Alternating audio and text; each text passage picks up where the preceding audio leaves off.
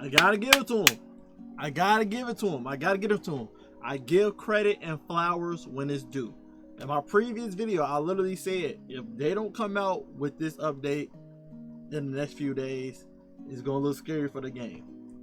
But they did come out with an update for the game breaking glitch. To all Dragonball Sparking Zero players, I'm sorry for the video coming out late. Oh, I'm kidding. Y'all know my video come out late. Anywho, y'all here for the commentary. Anywho, we will implement a server update to make the following adjustments on December 20th, which is the time I'm recording this today. Late at night, it's today. But on the 20th, which will be, depending on when you see this video, it's today.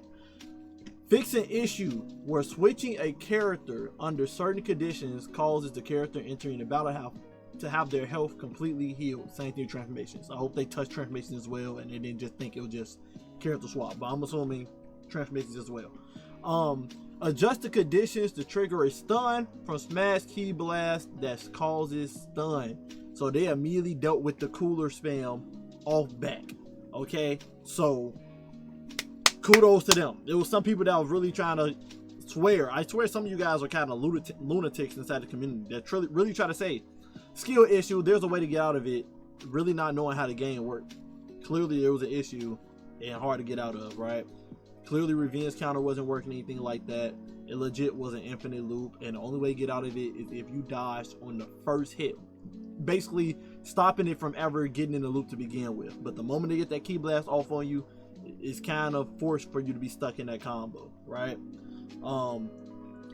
There was only a what if scenario if you can revenge counter after he sweep you, like while you in the falling animation, but I 100% doubt it. So yeah. And then the last thing, they fixed the issue where you can't follow up attacks on an enemy that is sent flying downward. I thought I was tweaking, but this was happening to me while I was playing in my first video when the patch came out. I was like, for some reason I'm not able to follow up my Dragon Dash, you know when you're kicking your opponent around, you know, Dragon Ball Z style. I was wondering why sometimes I was able to follow up and then sometimes I couldn't. My character just wouldn't move. Apparently there was a bug in the game. If you hit the opponent downward, there was no way to follow it up. It was a bug in the game. They fixed that as well. I didn't even know. I knew it was buggy, but I didn't know that was a bug in the game. So they fixed that as well. So of course people are happy about that. I gotta give kudos to the game devs right now. Right now they've been hidden when it comes to the community communication, frequent updates on bugs in the game, listening to the community. So I have to give them flowers when they do. W to the game devs, W to Bandai. Y'all killing it right now. And this is what I love to see, and I want to see it keep happening. Let's hope that they touch the other issues in the game, like combos dropping or you randomly charging up in the middle of a combo for some reason. Random smash attacks being used that you didn't use in combos, stuff like that. Y'all know the whole thing, right? Hopefully they address and touch on those matters. Even the game breaking bug in the game where some people are getting their game data erased when they hop on the game is still in the game for some reason, and they still haven't touched that. So yeah, hopefully they keep doing frequent updates like this. But now I want to touch on an interesting topic. Now that we bring this up, this convinced me more and more that this game was definitely pushed out before it was ready. 100%. I never seen this from a game development. I have seen this. I'm talking about never. I have seen this from a game development team before when it came to them dropping the game too early, and then after a few months later they dropping updates frequently back to back after they drop a huge update to fix the game, simply because the game wasn't ready to begin with, right? And that's what Sparking Zero exactly did. The game wasn't ready yet, and they dropped a huge patch notes for us in December for the game. It wasn't because they just noticed this. It was because it was literally the game wasn't ready to launch yet, and they needed time to actually finish the finishing touches on the game, and it just took to December. So now my opinion on this. My opinion is, I don't think this game should have dropped in October just so it can line up with the release date of Dragon Ball Daima, especially since Dragon Ball Daima did not get that much advertising before it even dropped. So Dragon Ball Daima not even doing as great as it would have did when it comes to viewership. You can do your own research on all of that. But yeah, Dragon Ball Diamond not even doing that good with viewership, even though I enjoy the anime. The popular is not in agreement with that one. And I ain't talking about the fanboys and stands of Dragon Ball. I'm talking about anime as a whole, as a community. Majority of people not watching it, so it didn't get that much advertising like it deserved. And dropping Sparking Zero on the same day with it just to try to help with the advertisement was not a smart idea. Simply because I feel like those was two different niches and areas when it comes to marketing.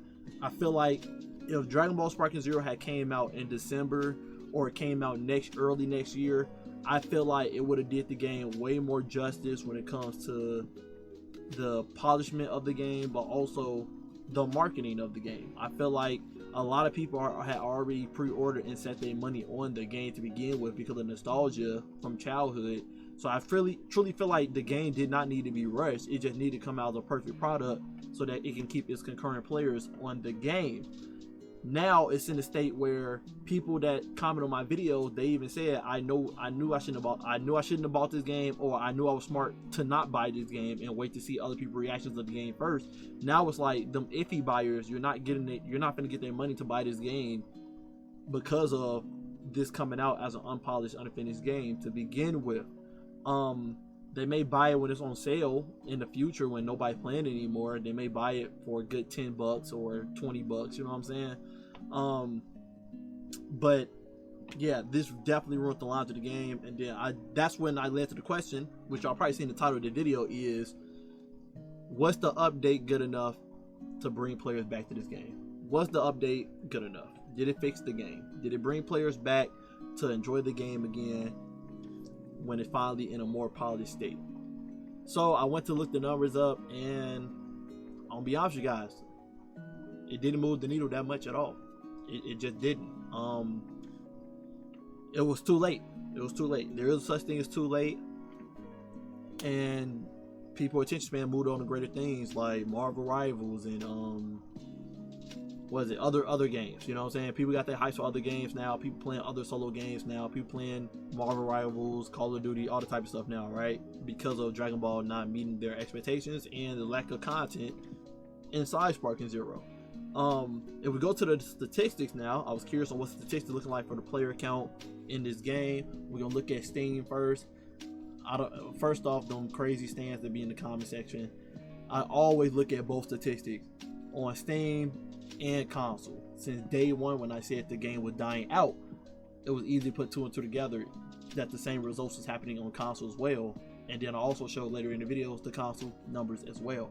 And back then the argument was it dropped down to 10%, and when you seen the console numbers pop up, it was 10% as well, reflecting the same results on PC.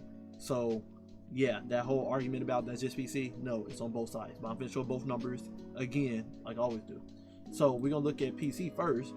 On Steam, I think back then they was at like 12,000 players. It now has dropped down to 4,000. So now only like between 3 to 4% of players are now playing. It's like 3.5% is now playing Sparking Zero on Steam. There could be a lot of reasons. No content, so they moved on to greater things like Marvel Rivals and stuff. It could be that they haven't fixed like communication errors that PC players been talking about still to this day. I see it a lot on Twitter still about the issues on PC with the connection issues and whatnot and errors they still getting. It could be a lot of reasons on why Steam is doing bad, and you know the company not gonna focus their time on the minority of the groups when it comes to the console. They're gonna focus on the majority, which is PlayStation and Xbox, but mostly PlayStation, right? PlayStation have the most anime players when it comes to that. So yeah, that's what they're gonna focus on. So yeah, PC has dropped even more. Only 3.5% of players are playing now on PC out of the 122,000 people that did buy it. And then, as you know, Sparking Zero had did 3 million copies, over 3 million. 3 million just the first day. They said a little over 3 million on the first day. But after that, people still kept buying the game after the release date. So over 3 million people bought this game. I wouldn't be surprised if it's in the 4 million, right? So over 3 million people bought the game on console, and the results are here. So in October, the monthly average was 560,214 on PlayStation. I would assume the numbers are a little bit less on Xbox. I'll probably say numbers probably like 300,000 on Xbox, something like that, right? In November, when the game wasn't getting an update and people was complaining about the cheesing, the race quitters and stuff, it lost literally 442,457 players when it comes to November of Sparking Zero, losing 79%, basically 80% of its player base, right? Now we drop down to December. December not up yet, but these the last 30 days in December. The patch came out like 5 days ago, I believe, 5 days ago. And people was hoping that the update, people knew it was coming out, people been spreading word about it. People was hoping that the update was going to bring people back to the game. Apparently, it didn't move the needle much.